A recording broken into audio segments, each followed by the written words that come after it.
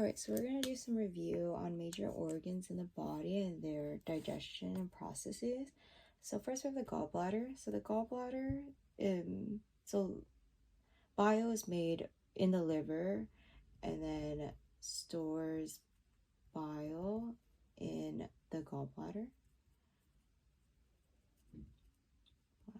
So it stores bile.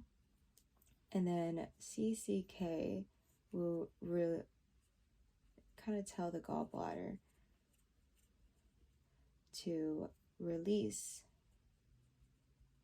bile into duodenum for fat emulsification.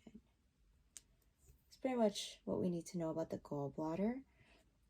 And then now we move on to the pancreas. So remember, pancreas is your pal, and as your pal, there's going to be protease, amylase, and lipase. There's also elastase,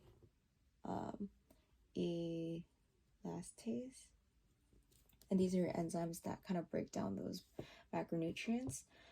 And then we have hormones here too. So we have insulin and glucagon.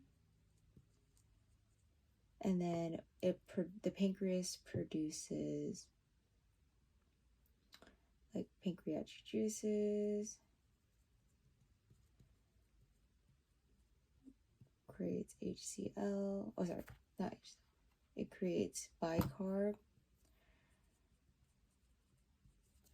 that neutralizes HCl in the stomach. So when the stomach, or when the pyloric sphincter opens up and then the HCl kind of comes into the small intestines, pancreas releases the bicarb to neutralize the HCl. And speaking of the stomach, we're going to talk about the stomach is kind of where food is stored. And then after it gastric empties into the duodenum, there's a pyloric sphincter in between that kind of lets food in and out of the duodenum. And so it's secretion. So in this general area, it turns pepsinogen into pepsin. So we have a bunch of pepsin here. We have HCl, which is those stomach acids, gastric,